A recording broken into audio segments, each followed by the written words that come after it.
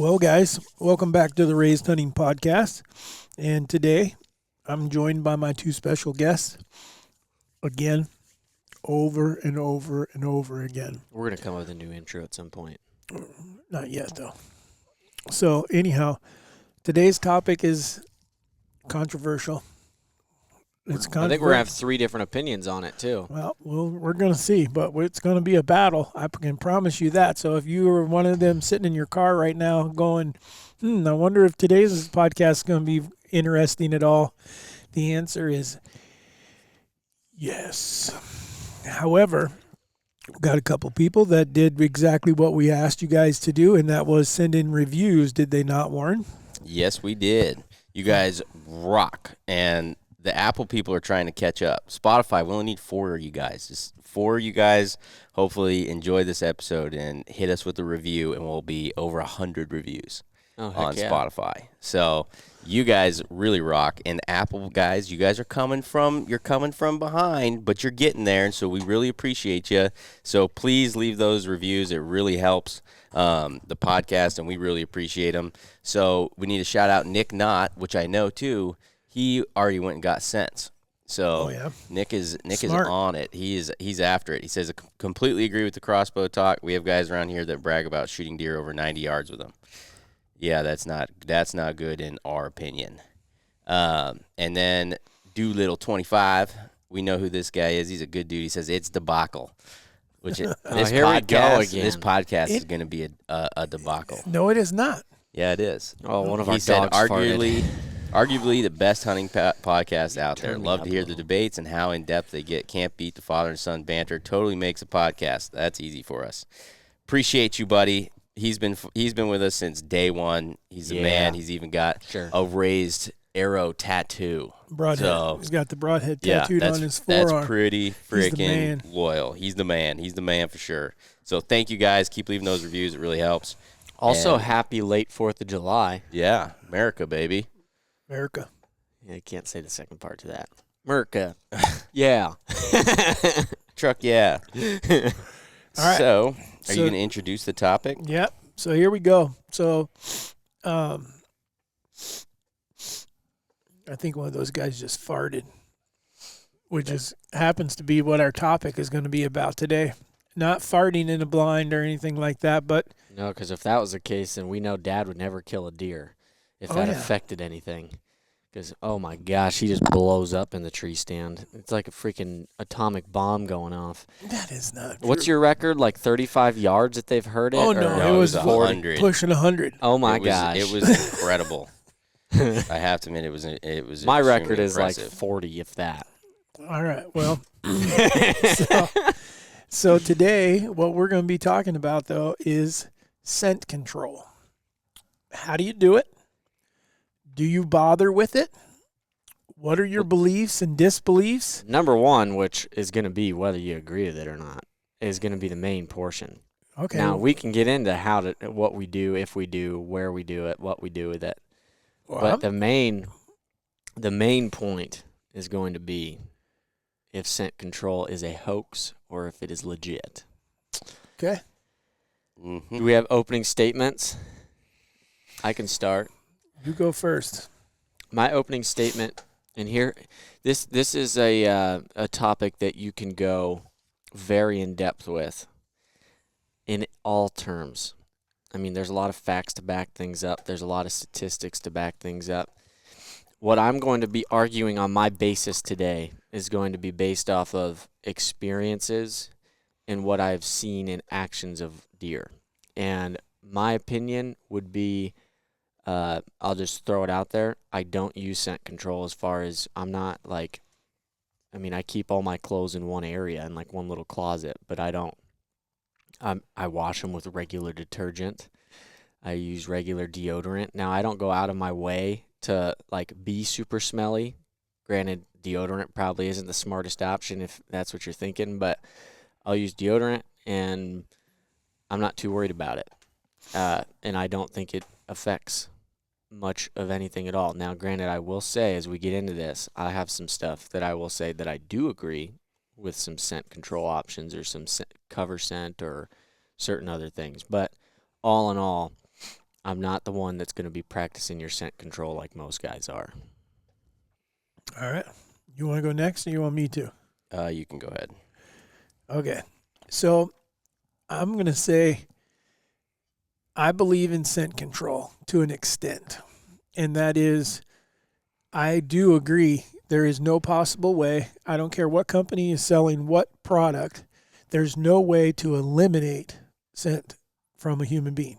You cannot eliminate it. You cannot get rid of it, which is the claim that many companies, whether that be through what you wash, through what you put on, changing clothes, even the portable units that are there working, like the ozone units, which I happen to really believe in to an extent. I'm a big proponent of them. I've watched them work. I've watched them take a scent out of a vehicle, something as strong as spoiled milk, and get rid of it. So there is some validity to what they offer, but can they eliminate the human scent completely?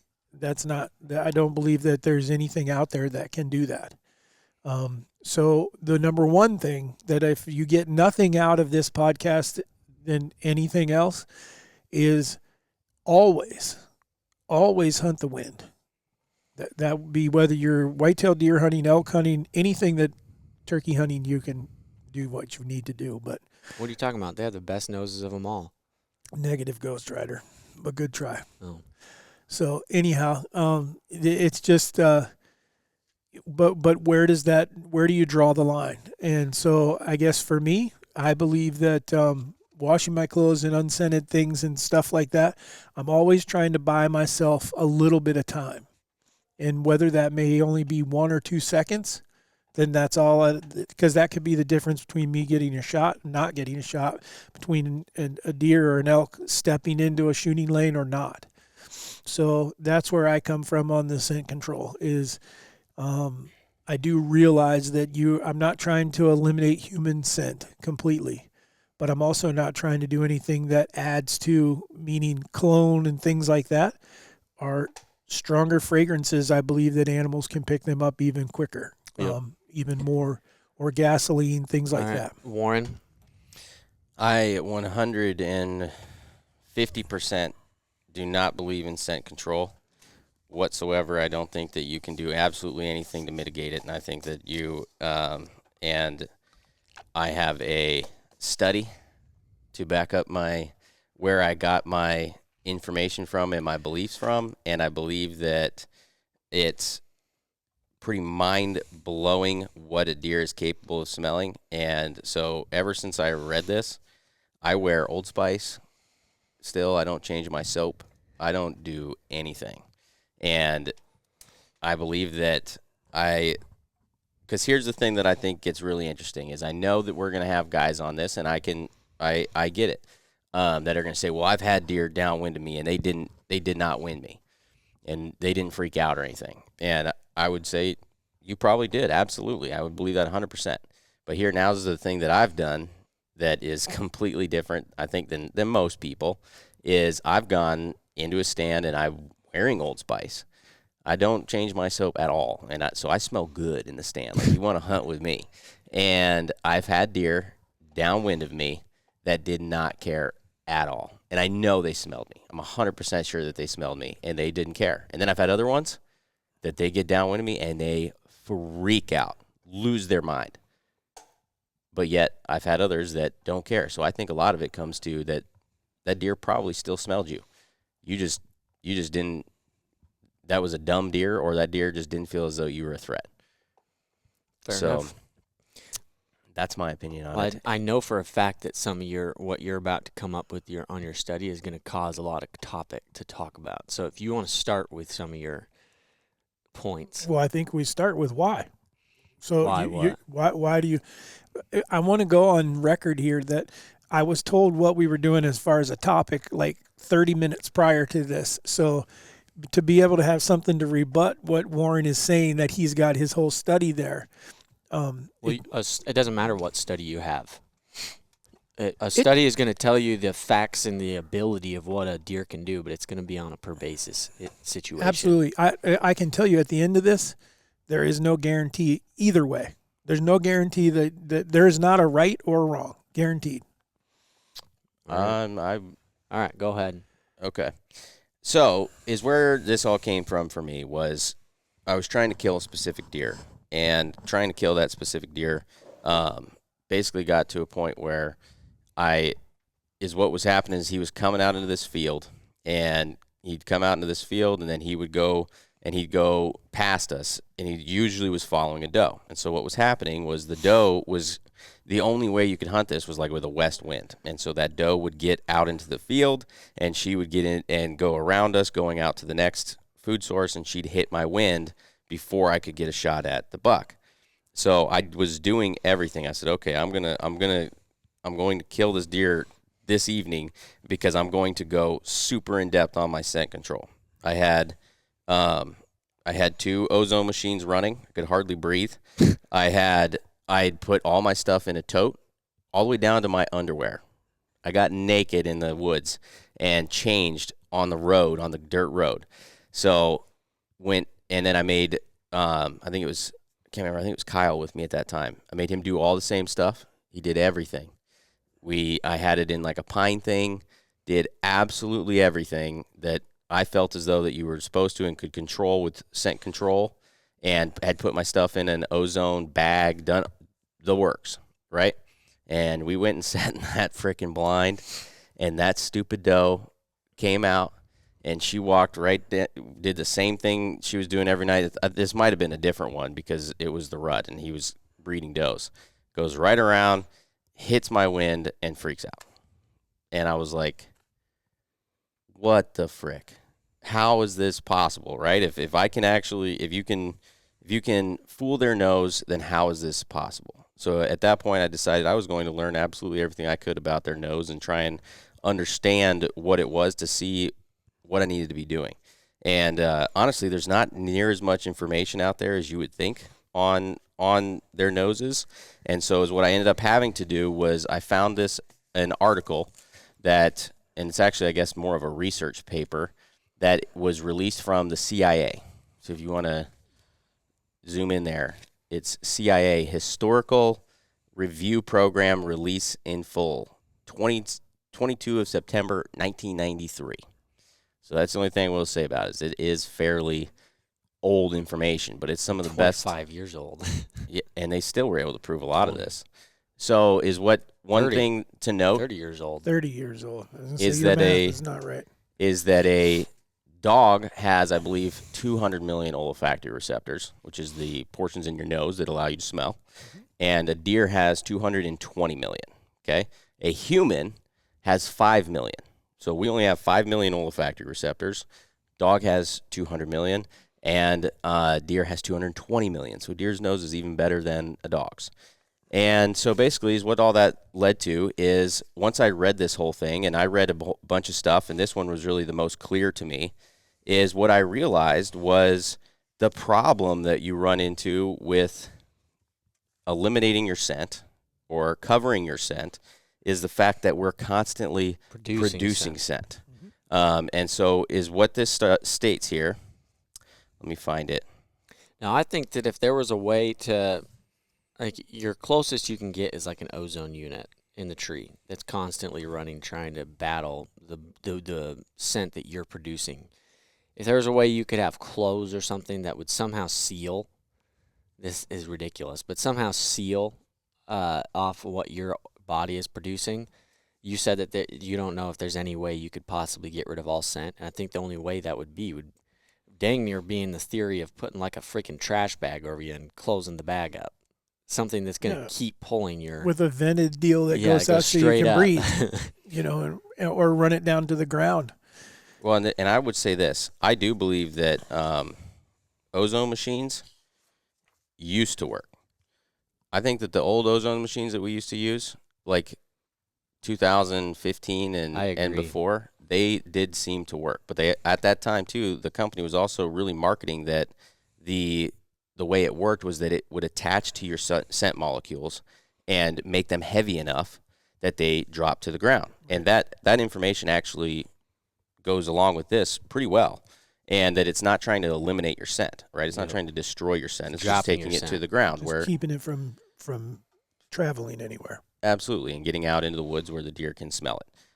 And I think that because we had an abnormal amount of deer, I feel as though, that were downwind and did not seem to care at all. Yes, it wasn't like you were getting just the occasional one or two. It was like it seemed to be fairly consistent. I will say that the new ones that we used before, I was excited about them, and I think they made them worse, too strong. I don't know if it's either the noise or it was. It's not the noise. I think it's too powerful of a smell that is off. Well, because the sit that you and I had is when I was like, I'm not sure that this is what is going on here. You remember what I'm talking about? Peekaboo? No, and Gobbler 2. Oh yeah. Yep. Because me and you were both watching. We did that on purpose. Yeah, we had it. And two, just so you guys know, this is a big part of the reason that we don't work with this company anymore is because we start getting different results than what we had before. But anyways, so we had East and I were sitting in the stand, and it was a north wind, and it was not a very strong wind, like maybe 3-4 mile an hour, but it was consistent. And we had a deer get to like 5 yards or so, and then freak out, and we're like, okay, that seemed kind of weird. But we didn't really think that much of it. It was just one. We're like, maybe it was where we walked in or something like that. Well, then we had another deer that comes from a different direction that we did not walk in, gets to like 5 yards and freaks out. And so then we were like, okay, there is something going on here, and they're upwind from us still. And then we had a third deer come by, and we turned the machines off. And after that, the deer walked right by. And so I think that the only thing that I could conclude is it was putting out so much volume that it was even able to get upwind a little bit, and that the deer were like, holy crap, what the frick is that? That's the only thing that I could conclude from that. It's a foreign scent to them, whether they I think at least at that strength. Yeah, that's my point. Could have been the Old Spice. I wasn't wearing Old Spice at that time. And I don't think so, because I shot Bullwinkle with Old Spice on too. So I think, okay, so here, this is important for us to understand on our bodies, right? And this is, you guys are, we'll put this whole article link in the podcast, because I don't think you guys want me to read this entire thing to you. So I just highlighted some things. So is what this says here is, and I'm just going to go into the third one because I think it gives you the best numbers. A third set of glands secretes a fatty material that serves to lubricate and protect the skin. These are called subcutaneous glands, and their secretion sebum. There are subcutaneous glands over the entire body except for some parts of the feet, the palms of the hands, the palm side of the fingers, and between the fingers. But sebum is found on all parts of the skin, including those where there are no glands, because it flows over the skin very rapidly. It is said to be very difficult to get even a small portion of the palm free from sebum, and it is estimated that it flows over wet skin at the rate of some 1.3 inches per second. And so that's what keeps your skin from drying out. And then if you're like me as a kid, I had, what was that? Eczema. Eczema, yep. And that's a part of a sebum problem. Dry skin. Yep, that you're not producing enough of it to keep your skin moisturized. So pretty... Okay, so does the study say that it is impossible to cover the human scent, or to make it where it's more difficult to detect? Because this is pertaining to a dog primarily, correct? Yes. So here, the fatty material from the decomposition of skin cells is produced so slowly that it cannot be replaced promptly after having been removed by a good bath. Yet, a dog can detect the human scent even after a series of baths. We can therefore probably ignore skin cells as the source. This elimination leaves sebum the only remaining candidate. Okay. So that would say no. That unless you could eliminate sebum, which right. isn't a thing. And so that's that. Then I started thinking about it, and so this is the way I would put it. If any of you guys have dogs at home, which probably a lot of you do, and if you think about scent control, what we're typically trying to do with scent control is control our clothing, right? We spray down our clothing. We may spray down ourselves too, but we're spraying all of our clothes, and we're putting it in a bag, and we're putting it in a tote. And we're doing this, we're doing that.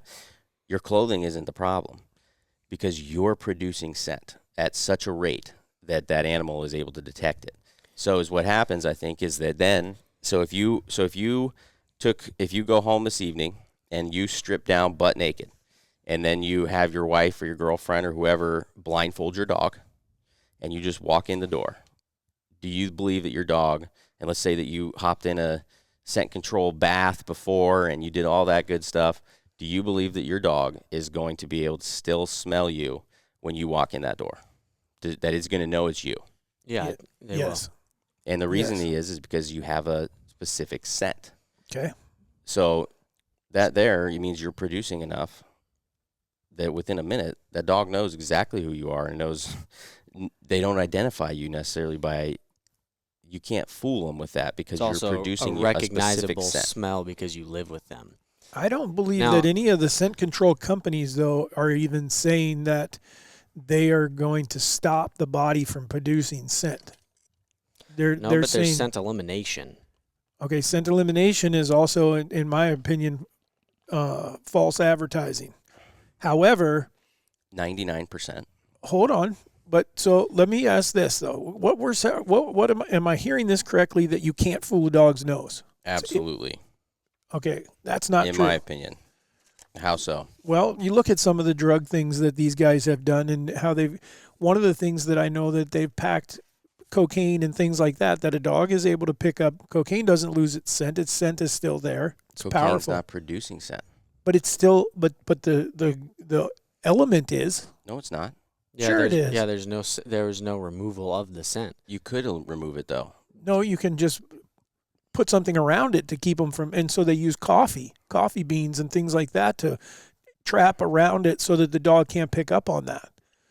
Well, I think Um, that I think Ozone is another one that I- they found that can make it difficult for a dog to find it. Yeah, but I think you have to compare to the same things. We're talking about a human being, something with a heartbeat, a mammal that is producing, has organs, and has all these things that we have to live. An inanimate object that had scent on it. Yeah, you can go and you can remove the scent from a car. Absolutely, I agree with that 100%. That does not mean that once a human is in there that is producing scent, that you're going to be able to eliminate that scent at a rate that an animal can't detect you. you still got to be able to understand the fact that of what something is coming from a scent, or scent is coming from something. Whether it's a heartbeat or not, it's still being produced by something, and probably still is some form of living organism. If it's like, for instance, mold, I know that one is clearly living, but if you take mold, if you just get rid of that scent for a couple days, but if you don't do it correctly, the scent's going to come back. And that's with a lot of things, that whatever has scent, unless you do ozone, that's why ozone is such a big breakthrough, is because it can actually attach to the molecules of the scent and disperse it and completely eliminate it for good. That's how you go on your house, and after you've had mold, and you can put ozone in it, and it'll actually kill the scent forever, not just because it's actually killing the bacteria that the scent is coming from. So any of these other things that have scent is most likely coming, now this is somewhat above my pay grade here, but somewhat coming from a bacteria or some form of a bacteria. And so unless you actually kill that bacteria, it doesn't matter if you get rid of the scent for a little bit, it's still going to come back. Does cocaine have any kind of living organism to it, though? If it has a smell, it's got to have something to it. It's But producing you this. could possibly eliminate that smell. If you eliminated it properly, but something like coffee beans is not going to eliminate it. And so that means that it's still there. Okay, It's but just You're fooling masking. the nose. Yes. Yes, but it's not going to fool the nose. it And I'll does. tell you, I'll tell you why here in 1 second. The only way I It think did, that though. you could. They've done the tests on No. it. You can't deny. Okay, hold on. You If got you're to going to look take it up. your studies, That's what I'm telling you is I've read these studies and they can't. That's part of the reason that they did this right here is because they were afraid that some of these ozone technologies and these things were going to be able to make it where they couldn't find people with search dogs. That's why this whole study was wrote. And so I don't think the coffee beans is legit. I'll tell you what. Now this could be legit because if you think about it this way, the only thing that I think that you could possibly do is spices, really strong spices. Because we've seen like Dan where he's gotten too close to spices like at a trade show or something Right. on accident, and he freaks out because it's so much scent that his nose doesn't work anymore because he's overtaken this Right. And he's extreme lost. amount. Yes, and he doesn't know what to do without his nose. So maybe the coffee beans is that level of power. However, what you have to take into consideration with this, and this is why I don't believe that, is deer and dogs both smell in layers. That was my next point. So they say that that you can take a cake and put it in a football stadium, and you can put that dog anywhere inside the stadium. Not on one part of it, not on the other side of the field, like anywhere in the stadium. And then that dog can not only smell the cake, it can smell each individual ingredient inside of that cake. So to me, when you go and you put a cover scent on yourself, you put earth cover scent or you put vanilla or something like that, you're just telling those deer like, man, Frank smells like vanilla today. Yeah, because they can smell you and they can smell the scent. Yeah, it's important to understand how a dog is the only reason I know that because of tracking, but how a deer smells as well because of the layers. And that's my point with what you're saying is impossible to do is the only reason I think that's even possible at all because they smell in layers. All you're doing in what I'm doing with scent control is not to get rid of all of my scent. The only thing that I am banking on is that if I were to have an earth cover scent or a vanilla cover scent or something, that when a deer gets downwind of me, that it's not going to be an immediate, oh, there's something here. All I'm looking for is to get away with something. Not necessarily, even if they get nervous, I'm okay with that. But as long as they don't have enough information to go off the fact of, oh man, this is bad, then I'm good because it's going to save me a little bit. And so openly just throwing out every kind of scent there is, if you give them all definitive answers, it's pretty logical that there's a threat. But if you don't give them all the definitive answers, if there's enough mixture in there or enough things for them to sit there and think, I don't know what this is. We've all seen deer that can't decide whether they err on the safe side or they err on the I don't care side, because they'll get to a point where they lift their head up, they're trying to figure stuff out, they're trying to do whatever they can, and they either move on after a couple minutes because they're like, screw this, I'm not waiting for it, or they freak out. And so my only goal is to get them to move on. I'm not trying to get them to come closer or to get them to completely ignore it. All I want them to do is to smell something and give them enough reason to keep walking and keep going forward. And so I think that using the right things can benefit that. It's not going to work every time because you're going to have deer that are picking up on it way better than another one. But at the same time, if I have the chance to not use it or to use it and it gives me the advantage for them to keep walking, you'd be dumb not to try it. Because at that point, you're just saying, screw giving me a chance with something else, whether there's a chance there or not. Well, and I would tell you that initially I had that thought process. And until I got to this line right here, that's when I dropped that thought process. And so this I'll just read this. This right here is basically what made Warren say, this is just not worth it. I am just pitching the whole scent control thing out the window because there's just no way. So Rothman, which is the information on skin secretions in this section, is derived from the Rothman-Stephen Physiology and Biochemistry of the Skin University of Chicago. That's the resource on this one. Rothman estimates that an adult produces an average of at least 200 micrograms of sebum per minute. Okay, so in 1 minute, we've produced 200 micrograms of sebum. You just reread that sentence in a different... He wants to make sure that we get it. Well, you're going to be glad I did, because when I get into this other stuff, it gets really confusing. So we can use this average rate of sebum production to represent the average rate at which it is transferred to the air. Presumably, not all of the ingredients of sebum are odorous to the dog, and we shall therefore arbitrarily take 10% of this rate. So some of it is scentless. Yeah, that's why. And so they're only taking 10% of that 200 micrograms, 10% of this rate, or 20 micrograms per minute as the rate of transfer of the scent from man to air. Okay? Is that a guess? No, It sounds like a guess. No, They're- well, Well, they're saying they don't know how many Right. is. Okay. so but they're they saying do that know- they feel like they erred on the side of Yeah. caution. Yep. Yes. And they took dogs and they tested all of this. So they said taking this expression as the rate of scent transfer, a distance of 100 yards, a wind speed of 6 miles per hour, and the values of corrective factors for average conditions, we get a concentration of scent available to the dog of approximately 10 to 12 milligrams per milliliter of air. For favorable conditions, using a wind speed of 2 miles an hour, the concentration would be about 10 to 11 milligrams per milliliter of air. And for unfavorable conditions with a wind speed of 12 miles an hour, it would be 10 to 13 milligrams per milliliter of air. It is possible to judge from a practical experience that under unfavorable conditions, 100 yards would be a little bit beyond the dog's effective range. The spread, so then I'm going to skip one of these here so that we don't have to read the whole thing. The concentration of scent available to the dog is exceedingly small. The value obtained for average conditions, 10 to 12 milligrams per milliliter, represents only 1/millionth of a microgram of odorous material in a liter of air. So we said that 20 micrograms was making it to air, right? Yep. In a minute. This is 1/millionth of 1 microgram of odorous material in a liter of air. A microgram being 1/millionth of a gram. By weight, since a liter of air weighs somewhat over 1 gram, this means that the air 100 yards downwind contains 1/10,000th of a millionth of 1% of the odorous material. Yeah, And so that's it's saying only it's a fraction. You got to clarify because it's not odorless, it's odor. No, it's odor. Yeah, odorous. Yes, you're correct. And so they're saying that the most tiny little fraction is what they're actually getting. And that's average. Yeah. And that's all they need to detect it. And yeah, so but we're at getting 100 yards is an ineffective range if there's anything over a 6 to 7 mile an hour wind. No, over 13. But at the same time, what we're saying is that that's 1/millionth of a microgram, and we put 20 micrograms into air, we're putting out millions of times more than what they need. Not correct there. 1/millionth represents... The majority is odorless.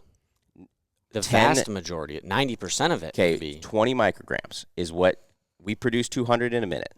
Yep. 20 micrograms makes it to air. Yep. Okay? So now is what they're saying is represents only 1/millionth of a microgram of odorous material in a liter of air. Okay? 1/millionth of 1 microgram is all that's needed. Yep. And we're putting out 20 micrograms of odorous material. Yeah, which means also 90% of that is what's not being used or found. It also means that they took the amount that we're putting out and just found what needed to be detected, and it's way less. That showed me right there is that your optimal times to use any kind of scent control or not is anything over like an 8 mile an hour wind. You're probably in the clear because they ain't going to pick up on it.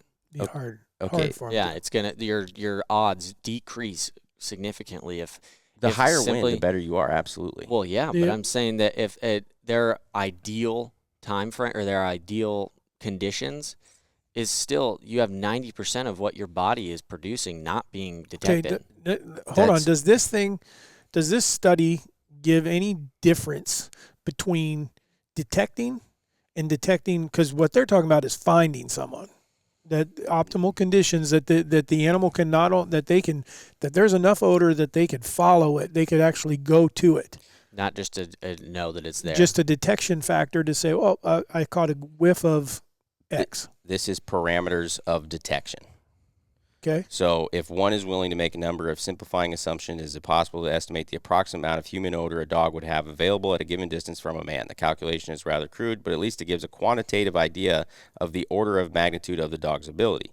Take a man standing in a field with the wind blowing across his body and a dog 100 yards downwind. Scent is transferred from the man's body to the air and is carried downwind to the dog. We will assume the man and dog have maintained their positions long enough that a continuous cloud of scent is present between them.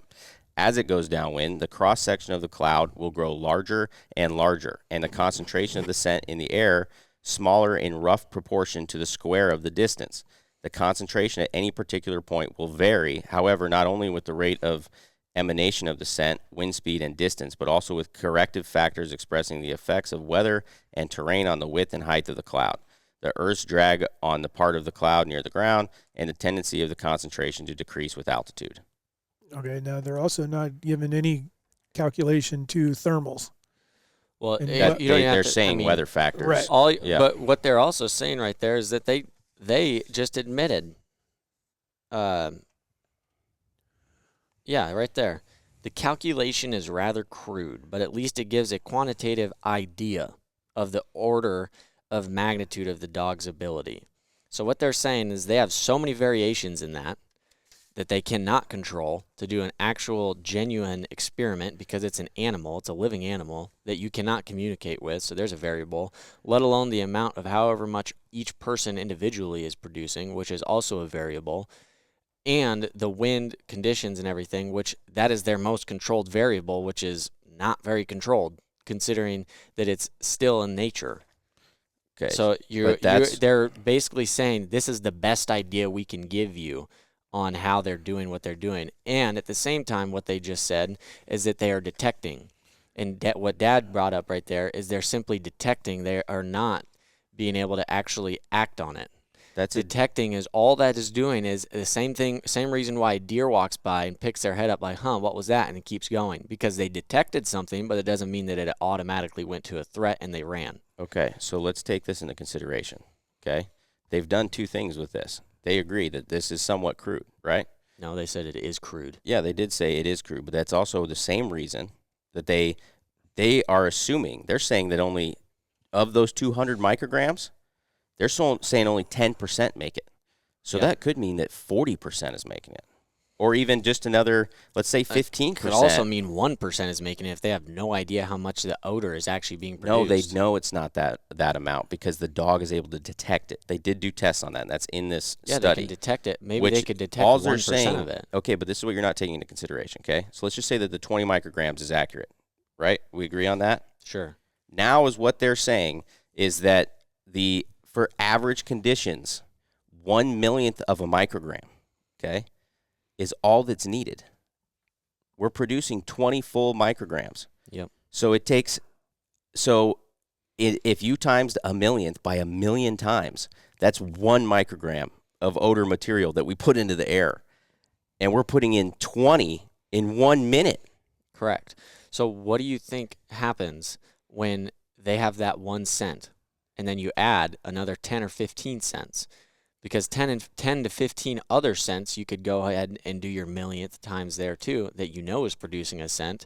And you're going to tell me that if they barely need a little tiny fraction of what we produce, that if you give them enough to overload, that it ain't going to do nothing? No, because that completely disproves what you're saying right there, because it's 100%. They're 20 million times what they need at 100 yards for average conditions. Yeah, so that means that if you simply put any spray of anything that is some form of scent, that means that's 100% of whatever that is going to them, that they're going to get every bit of layers. I understand that, but they can't smell 100 layers. They can smell quite a few things, but if they have enough to overload them, they don't have a chance. I don't think it's going to overload them. How do you know that? Because I've used it before and had deer smell me, just like I did with that.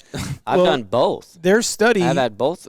Their study leads some to the ozone units that would say why they do work. Yeah, and that is they're talking about building up a cone or a cloud of scent as the two variables stayed put, the dog and the person the dog was looking for. And so that's what ozone, it's producing that. So as it's producing that and it's flowing, you're getting more of an ozone, which could be what if you think that they're truly detecting the ozone, which I would tell you that in a hunting aspect, and I think that's what we got to get looking at more here, is the hunter's aspect on this. And I've used ozone, I've not used ozone, and I've seen ozone work. And I agree with you. For whatever reason, I don't know why, I see your pen. It seemed to work better several years ago when they first came out with it. We had incidents where I could not explain. I felt like the thermals were not helping me. I felt like the wind was not helping me. Deer came from the wrong direction, and I should not have gotten away with what I got away with. I have had incidents in the new era of ozone. The same thing. Same things happened. But I've also had incidents where I'm like, why isn't it working? That should have worked on that deer. There shouldn't have been, and they detected me. So I agree with you that I don't know what the deal is going on there, but I guess my point is that anything that you do to mitigate helping with scent of your clothes, helping with scent of your body, helping with scent of your anything that you have on you or with you, it can't hurt you at all. You're lowering, you're not eliminating, you're lowering the number of factors. And if you then, because what this would say is that nose jammer, I'm not familiar with what they stick in nose jammer, but whatever is in the nose jammer has the best opportunity of working because you're feeding it to their nostrils. You want them to, because once it gets there, it's something that they detect and they can't get rid of it. So then it messes up the layers. If that's true, it could be. Yeah, but I think so. Here's what interesting about what you're just saying about the ozone is I wonder if the older ones worked better because they didn't produce as much. Maybe. Because now the more I think about it, I think that overloading their system, I don't think that I think a nose jammer, I don't think that's going to work either because now when I really think about it, if you overload them, they're going to freaking lose their shit. Like Dan did that day with the scent. Yeah, stuff. and I wonder if that's why those deer that were getting so close to us all of a sudden freaked out because they're like, "Oh my God, my nose isn't working," and they lose their mind because they can't smell. It's a theory. I mean, it could. But Is all I'm trying to say is imagine if we just put this in a cash currency because that everybody can understand that. In 1 minute, they're taking $1. Okay, they're saying that we just put out $1, and that's all that this dog needs to detect. And keep in mind too that dog has 200 million olfactory receptors. Deer has 220 million. We have 5 million. Okay, we put out $1. And in 1 minute, and that $1 is all they need in 1 minute to detect us 100 yards downrange. But in fact, we put out $20 million in 1 minute. I understand. I have a hard time believing that. That's not how that would break out, though. It's 1/1,000,000th of a microgram, and we put out 20 in a minute. Yeah, you're going backwards, though, on that. If Well, you if gave I- them $1, it'd be cents. 1/1,000,000th, 1/1,000,000th of a microgram. So 1 million times a million would be one full microgram, correct? Yes. Is that right? Yeah, 1/1,000,000th. would be 1 Yeah. million. So that's times, one full yeah. microgram. Correct. Okay. So times 20 million.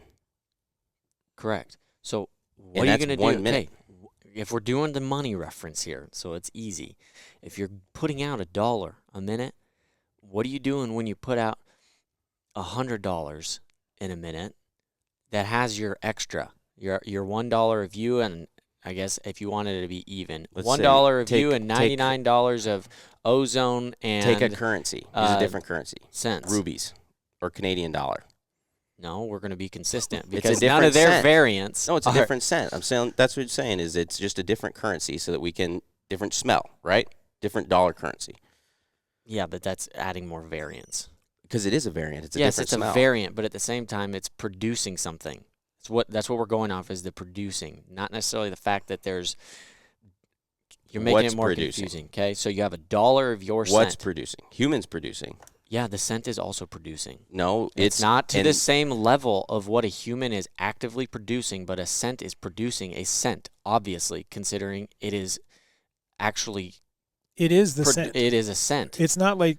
But you also, it's going to lose underst- its effectiveness from the time that you Agreed. spray that Yes. on. It's going to So get less if you and less take dense. $1, and that's your scent, whatever you want to say, that is producing every minute. You take another $50, that is ozone, producing probably more than what your body actually is, but every minute.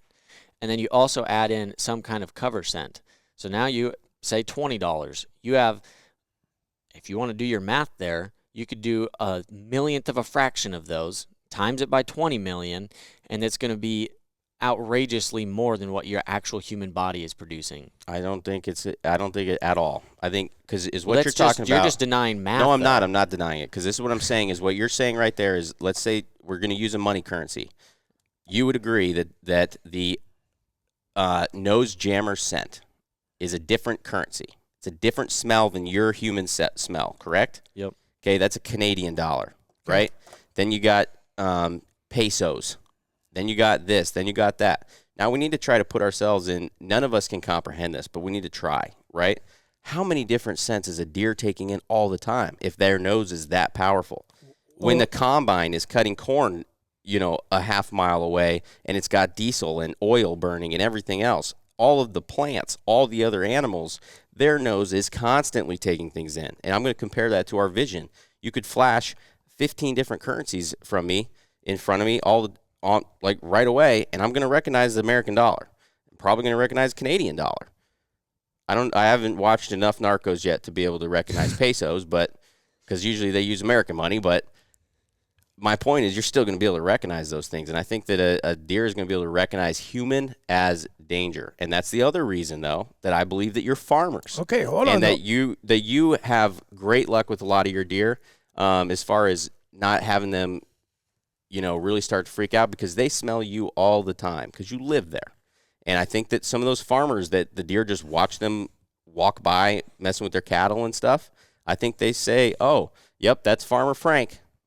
He's not a threat. He's never tried to kill me before. Vision, though, right there could also be pretty easily debunked going off of, because if you're relating, which I don't think you really can relate, considering the fact that we have no idea what the comparison or ratio would be from our vision to their scent. But if you're taking that, that's the same exact thing as when somebody they do those little stupid things on social media where there's 100 different 9s on the entire page and there's 1 8 somewhere in there, or there's one backwards letter of all the same things. Most people don't detect that right away. They actually have to go through and see it. But there's 20 so that million means of them in a minute. Exactly. That's my point, is you put that on there, and our layer, we're seeing in layers. We see those 15, 20, 30 different lights all individually, or those different currencies, whatever it is. But if you overload it, in there, not if 20 you million. overload it, though, it fools us. It can fool our layers of vision. You're so comparing what's telling one me, thing, not I'm 20 using what million. you used, and I'm using it against you. No, you're so not. So how is there no way that you couldn't fool their nose by overloading? Easily, because your comparison isn't correct. You're saying that you took $1 and put that in there and said find the $1. There's not $1. There's $20 million in 1 minute. It would so be even, tell me this: what are you going to do in 10 minutes? What is your point? What I don't. In 10 minutes. Okay, but if it's human favorable body, conditions, and they say in this, I have to read the whole thing, but I can find it, that it says that cloud gets stronger and stronger. So in 10 minutes, you're sitting in your stand on average probably 3, 4, 5, 6 hours. In 10 minutes, you have produced 100+ million times the amount that they need to smell you. and they still, but okay. So a couple things. One is, you just said that you said Easton's math wasn't correct. But here, just think of it in simple terms. If I hold up just a dollar bill, an American dollar bill, you're going to recognize it that fast. Now, if I hold up 20 different things, you're going to recognize it, but it's going to take you just a hair longer To find the one. to find the one that, and then if I hold up 100, it's going to take you a little longer, and so on and so on. Okay, but your argument is that it's not just $1 bill; it's $100 million bills that are all up here. But that's what you're not understanding. What you're not allowing it to be truthful as well is when you're using a cover scent, let's say, and you introduce something, it also is putting out a scent at the same rate. No, it's not at the same rate. But it is producing the same. You're saying the ratio would be exactly. If you have a $1 million bills and you come out with some kind of a cedar cover scent that you put on, that you're actively putting it on while you're sitting out there, or a wind scent unit or something like that you can push the button and it goes off. Yeah. Okay, that is collectively putting out millions as particles as well. So, two things with that. One, you're going to sit there and tell me that you're going to spray yourself with the cover scent every 10 minutes? Every 5 minutes? I've done it with every 5 minutes? No, I've seriously tried this. I'm not kidding with you. I've sat in the freaking stand and done it. Kept spraying myself with not a cover scent, just like, what was it, Primos? Silver XP. Just scent free or earth, one of the two. I don't know. But there's no way to prove whether that is every 5 minutes. I don't know. It probably was less than that, considering I tried to do it the whole entire time I was sitting there. Okay, so which I think you're going to increase your chances of getting busted by sitting there spraying yourself constantly than just hunting the wind. That's the same thing with ozonic is producing more. But let's take what your analogy, okay? Okay. And 20 things, and some that you may not recognize, okay? Now I'm going to pretend that I'm an animal that is preyed upon, not a prey animal, that everything wants to kill me. Everything wants to kill me. Mm-hmm. And you show me 20 different images, and one's a tree, one is a heart, one's a piece of clothes, one is a 2x4, and then one's a gun, and it's pointed right at me. Guess what I'm going to do? Duck or run. Right. Because I sense danger. Mm-hmm. I think anything that a deer doesn't recognize, it's going to sense as danger, unless it's a stupid one. And there are stupid deer. Absolutely. And that's probably the ones that do stick around and like, I wonder what that is. The curiosity there. Most of them I don't do that. And why it's always the old smart does that are freaking out like that. Yeah. So here's my question though. Here's my question. Have you ever used a cover scent and been winded? Yes. Okay. Have you ever used a cover scent and been winded? Yes. Hold on. Have you ever Wait. used an ozone unit and been winded? Yes. Do both sides of them. Okay. Have you ever used an ozone unit and been winded? Okay. Have you ever not used anything and been winded? Yes. Okay. Have you ever used not anything and not been winded? Yes. Okay. And then you've used a scent control and not been winded. Correct. How do you differentiate what that is? That's the point of what you just gave us. Our entire point of the fact of you're giving yourself the one extra. It's the deer. That's what the difference is. There's a chance that you could fool it, right? You just said it doesn't work because they detected you and they freaked out. We just said it does work too. There's both sides to it. And so if you're telling me right now, hold on, stop. If you're telling me, though, that you have an opportunity, if there's any chance whatsoever that it is going to do the side of, oh, man, whatever, I don't care what that was, and move on, you wouldn't take it, that means you're just trying to make it more difficult. Because what you just showed right there is both sides, whether you use scent control or you don't use scent control, you're probably going to get winded at some point.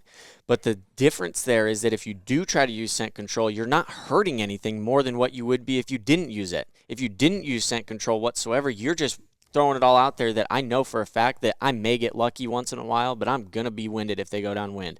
But if you use something to combat that, now you're saying it's not going to hurt anything, but at least it might give me 2 extra deer instead of none that get by and don't bust my buck or bust a doe. Okay, so if I take a Trophy Ridge React sight and I have to shoot it at 250 feet per second or more in order for the math to work on the sight, and that sight, will that sight ever not work? There's a chance, yeah. No. Yes, there is. No, it won't. Mathematically, and we've never had it happen, and you can admit that if you're shooting 250 feet per second up to 320 feet per second, nobody's shooting more than that, and you have good form, and the sight is in proper working condition, absolutely every single time, 20, 30, 40, 50, 60 will be dialed in on height. No doubt, 100%. The only reason I'm saying you're wrong here, it's I have had a system. sight before that the React system does not work. Then you weren't shooting enough feet per second. It's a mathematical equation that they're using. Yes, and my feet per second have always been within their feet per second. Yes. Yes, No. It is possible because it didn't work. That means that there's some kind of malfunction. Yeah, it could have been a faulty system. Yes, the equation is there, but there's a malfunction. Okay, so but it's not So you're trying to use an outlier. It's the same thing with your guns. Can't use it as my point. Yes, you can. It's the same thing with your guns. How do they tell you how to get the right scopes and everything else is off ballistics? Because it's mathematically correct, right? You cannot fault ballistics because it works, right? Yeah, which does not go with any of this because there's nothing that can actually factually if prove it worked. You're saying then there's deer every single time you would be able to have them get downwind of you and they'd not variance. That's, every one of them is going to be different. You're saying there's no flaw in math. If math is math, math is math, and you got to follow that. Well, there's an issue with that because a human doesn't operate off of math, and neither does an animal. Correct. And they don't operate off of calculating how much they're smelling at the moment. They're operating off of an instinct, which you cannot calculate. What does a human operate off of? I would say a brain thinking. Absolutely. Deductive reasoning and logic most of the time.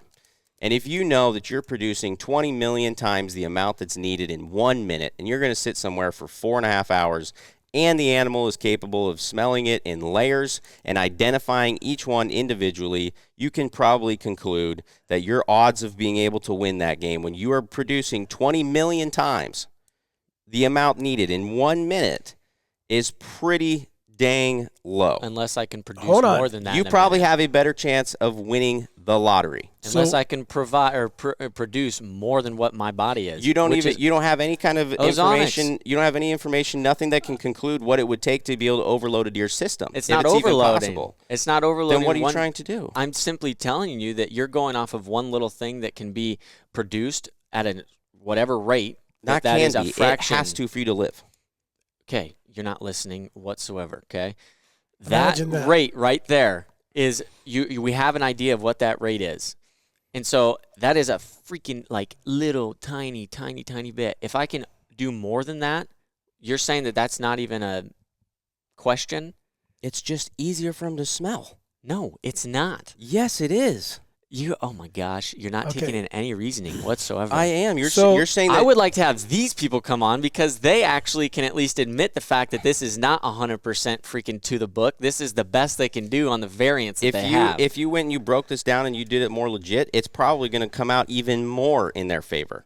no, it's How does a dog smell cancer? Okay, hold on though, Warren. You you just can't prove that, can you? They No. yes, huh? They No, detect they it with can't. 100% accuracy every No, they single can't. time. Yes, they look it up. They have theories and they have things. No, they that don't know have how the had dog is dogs doing can it, figure but it the out. dog is Some of them doing do it. and some of them don't. That's the same exact reason how Dan can walk over and smell a deer's track and know within 100 yards whether the deer is dead or not, and Christo can't. So How- tell me how there's a variance there. Well, he was trained different. Doesn't matter. And so- and what it is doesn't Dan- matter. So the other thing you're What not is taking Dan into using to- consideration is that they are trained to smell something. They're going off of dogs being trained to smell a specific scent.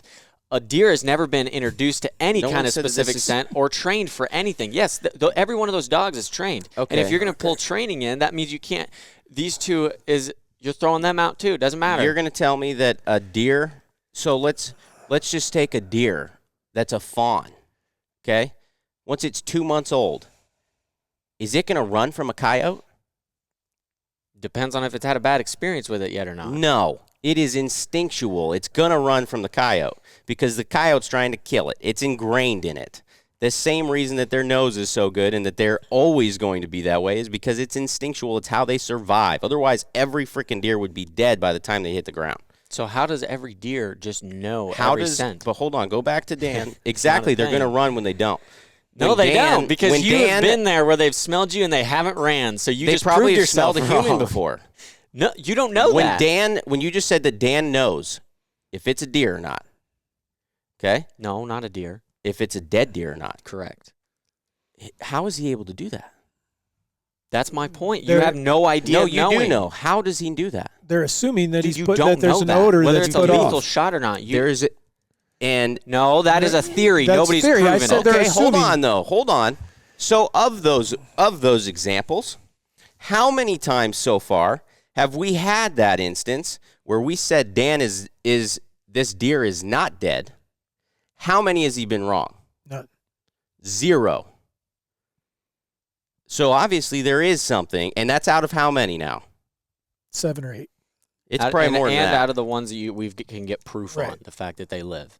because we get a picture of What them. you're saying is exactly what I'm saying, because you take a different dog. It shouldn't. If you're going off of these dogs, you're saying they weren't trained. Okay, so help me They weren't understand. trained Help to me try to smell understand your legit. Help me understand your viewpoint. Okay, so what I'm saying is that in 1 minute we're putting out $20 million in cash that a deer is able to detect. Yes.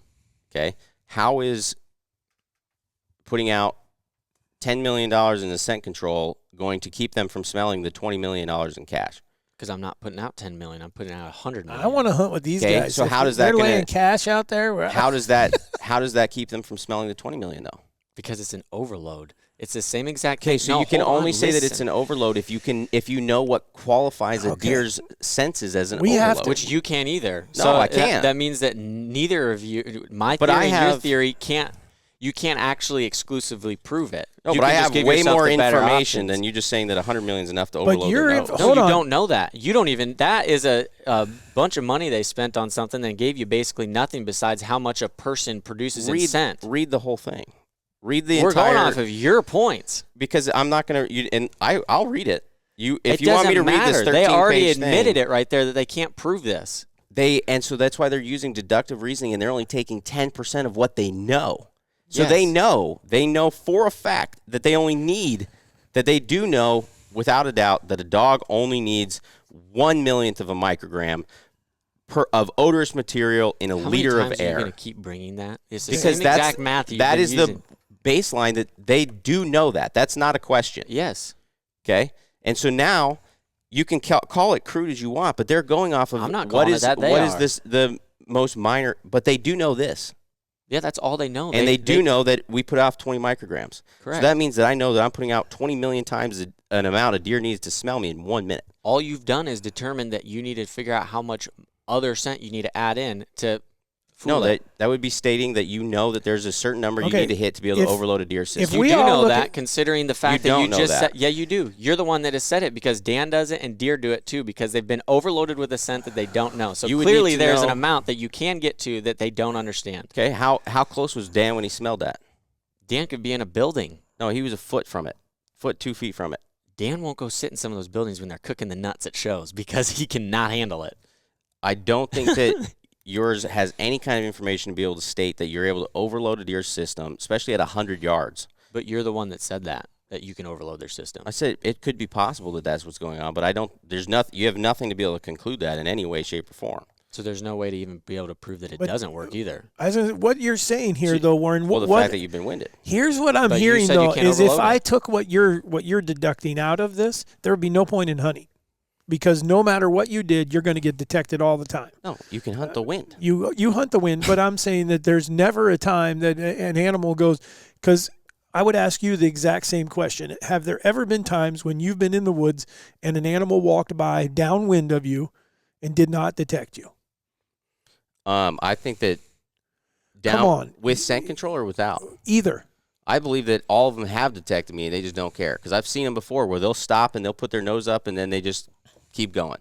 And then I've had other ones walk in the same exact spot and lose their shit. Okay, but again, without any basis, without a controlled way of testing that, you have no way of, that is your theory on what just happened in that situation. Yeah, to an extent. I'm just saying, to me, that deer, I don't think that the one behind it was capable of smelling me and that first one wasn't. I think that deer, the first one just didn't care. Or Wasn't to the same ability as the second one. Or the other one is smelling the other deer and following the other deer, and therefore when it goes past your scent line, it's not enough to take it off of what it's gathering. Millions of olfactors are being represented by what has been put off by that other deer. So it's off on what's going on because it's focused on it's thinking about something else or it's doing something else. So I think I think the study's great. I think it proves a lot of things that the deer and dogs and even humans have an unbelievable and uncanny way of picking up on stuff. However, there just isn't anything in there even that is telling me that I should not try some form of scent control, whether it be a cover scent, whether it be washing my clothes, that everything that I do is helping my cause. Can you honestly tell me that anything that you do scent control wise is actually hurting? It's actually working against you? I think I'm not 100% against you, but I absolutely believe it's pointless. Okay, I don't That's care not whether a it's question. the question is anything that you would do, whether if I'm running an ozone unit, whether I'm using nose jammer, whether I'm washing my clothes, whether I'm washing myself, all of those things can have some effect. Whether it be the most minimal effect that you're saying, in your opinion, it's not worth it. There's two effects I think you could have. One, I would say that the ozone, yeah, I would absolutely say I have an issue with that because of the experiences that I had more recently that Easton and I had where they weren't even downwind. Okay. And they freaked out. That hurt me more than it helped me, bar none. And then the other thing that I feel as though that you could do is I think that you could educate them. I think you could educate deer with, say, a cover scent where they now associate that smell with a predator, opposed to just that's a human up there. Sure, are they going to probably still think that I'm a predator?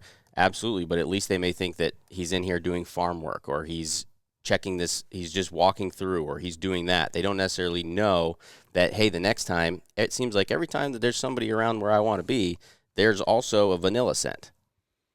Absolutely. If they are around it enough time, just like them picking out a tree, you get busted in a tree, and then Yeah, they come absolutely. back by, they bust you out of that same tree. Okay, now They I'm associate going it. to look in that tree and see if there's anything in there and avoid it. Yeah. Or I just won't go near that tree anymore. I'll go 100 yards around it.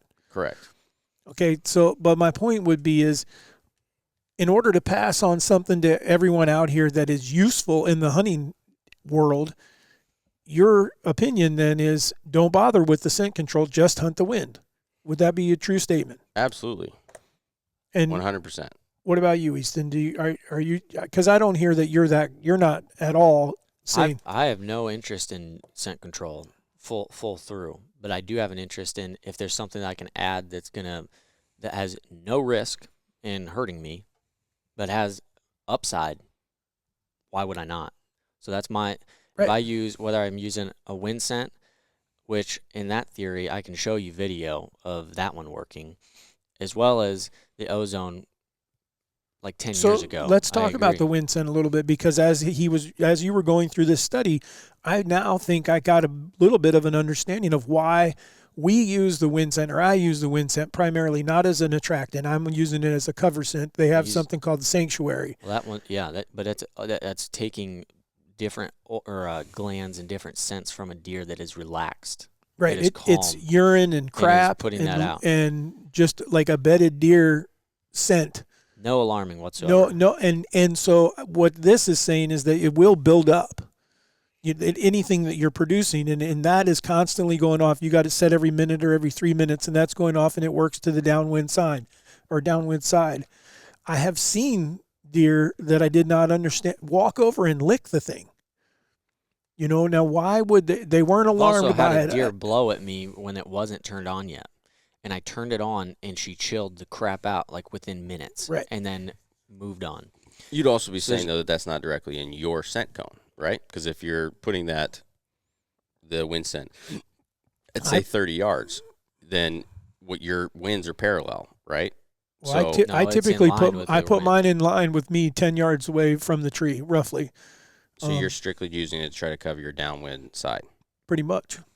And yeah, that could help. I'm not sure on that. I haven't used it enough. I've used it some just with you guys, but I think the thing to me that I'm looking at, aside from anything else, there is the amount that the way I'm hunting everything now, and I do believe 100% that I've seen way more deer since I started hunting this way, is that I'm not only focused, like I won't play a game at all on if it's a risky wind, unless I believe that the deer is going to leave soon or something. It's one of these deer that lives in a different region, and I only have a few days left, and I know I got to risk it for the biscuit.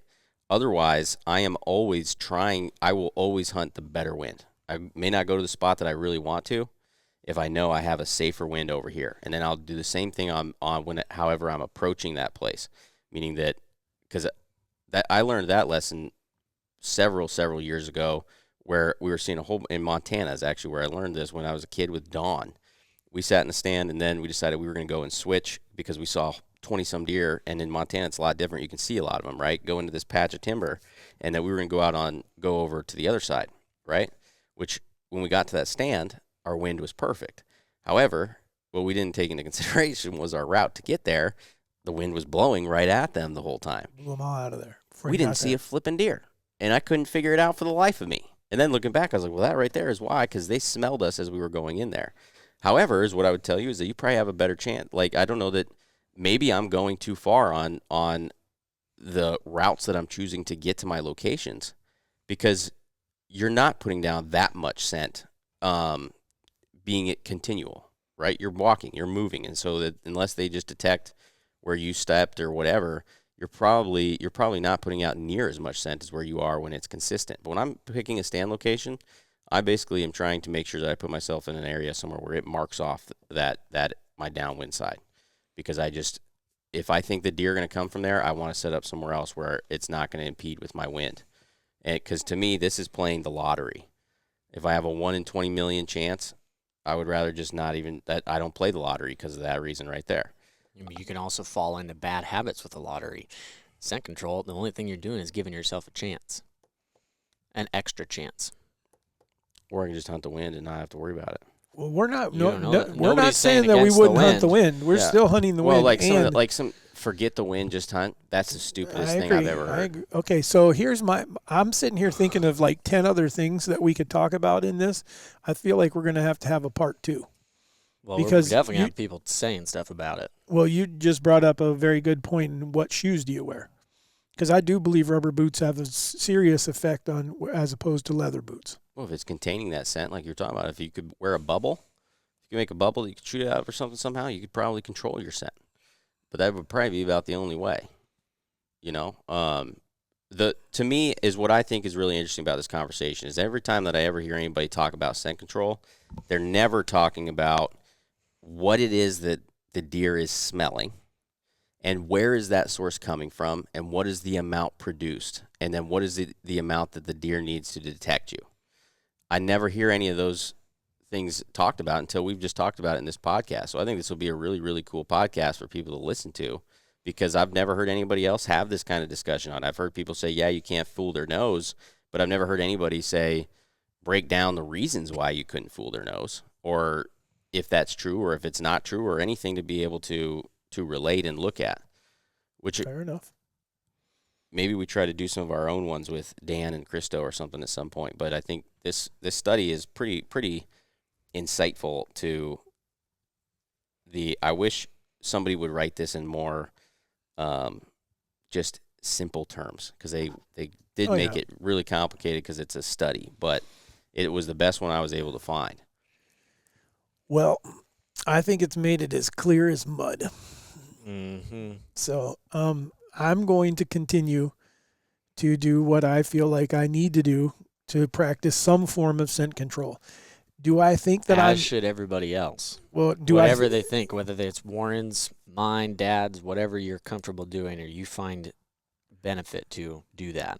But I'm not going to go I'm out not going and to. I'm not going to go out there and trust any form of you're scent not going to. control. I'm saying no matter what you believe in, do your thing. Oh, I thought you were saying that everybody needs to try and No, be I'm doing saying scent that control. you need to do it. If you're comfortable doing something, do it. Don't Don't let us convince you otherwise. the number one thing that you have to do is put the wind in your favor. That's going to help you more than anything that you could possibly do. If you do that, then you at least have a good chance of seeing deer. And that means that you have to learn where they're going, where they're coming from, and why.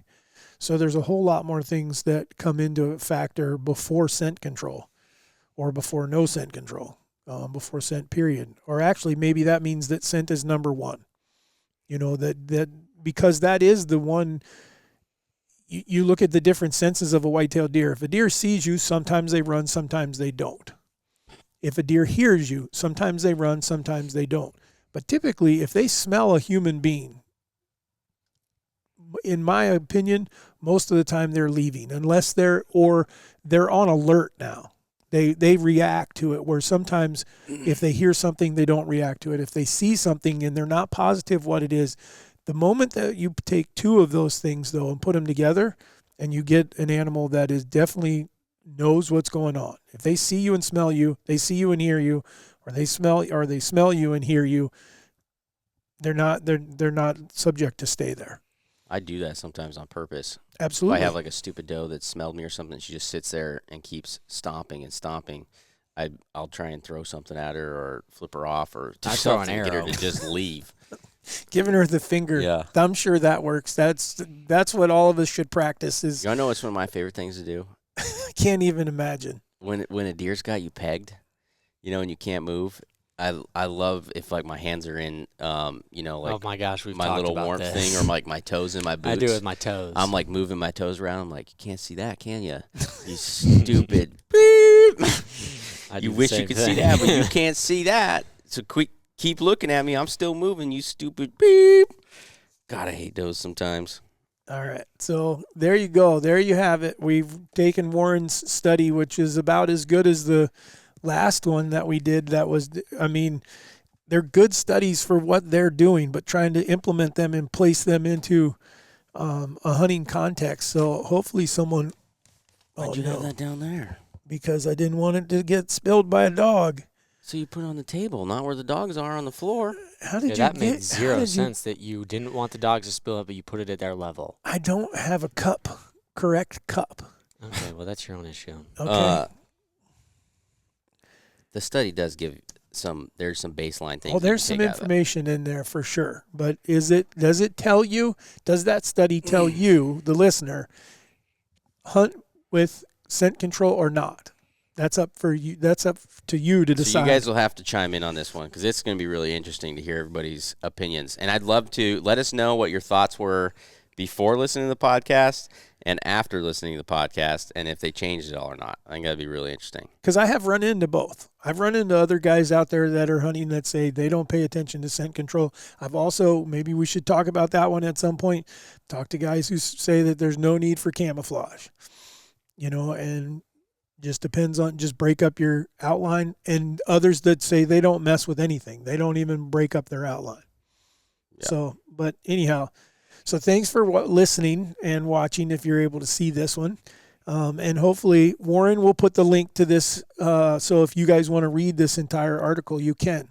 And hopefully we have enlightened people a little bit as to what we do. But I promise you there's going to end up being a part 2 as we talk about, we could break down different things of scent control and why they would or would not work. So anyhow, with that, this is the Raised Hunting Crew signing off. We'll see you. Thank you. Did you do your wink? I was coloring. I got some board.